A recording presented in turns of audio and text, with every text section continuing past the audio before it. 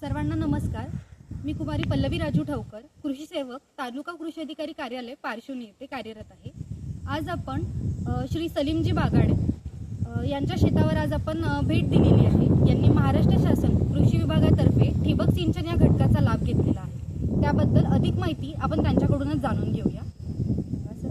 नमस्कार, मी सलीम अल्लाउद्दीन बागाडे, पारशिवनी येथील रहिवासी आहे. माझे हे शेत बनसंगी मौजा बनसंगीमध्ये पारशिवनी याच्यामध्ये येते. मी सन 2022-23 या वर्षात पेरू पिंक तायवान पिंक फळबागाची लागवड केली आणि त्यासाठी मी पारशिवनी कृषी कार्यालयाला संपर्क केला आणि त्यांना ड्रिपसाठी म्हणजे फळबागाची लागवड करायच्या अगोदरच ड्रिपची आवश्यक असते. तर त्यांना मी अर्ज केला, त्यांनी ड्रिपचा अर्ज केला. त्यांनी मला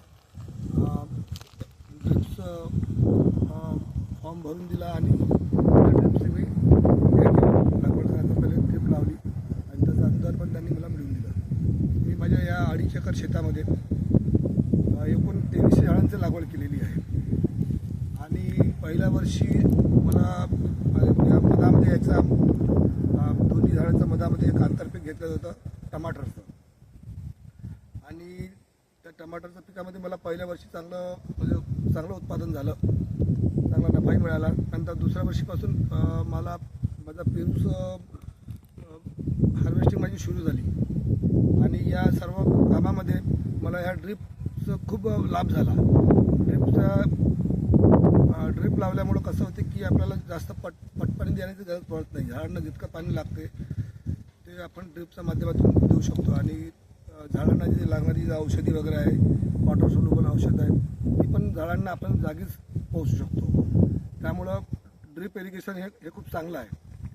आणि दुसरं असं की लोकांनी पारंपरिक शेतीला सोडून थोडं दुसऱ्या नवीन शेतीकडे वळलं पाहिजे आणि त्यामध्ये चांगलं उत्पादन आहे. मी माझं 2.5 एकर शेतीमध्ये जर पारंपरिक पिकं घेतली असती तर मला तितकं उत्पादन झालं नसतं. मी वार्षिक या पिंक तायवान पेरूच्या याच्या माध्यमातून 5.5 लाखपर्यंत मी निव्वळ नफा कमवत आहो. लोक म्हणजे आणि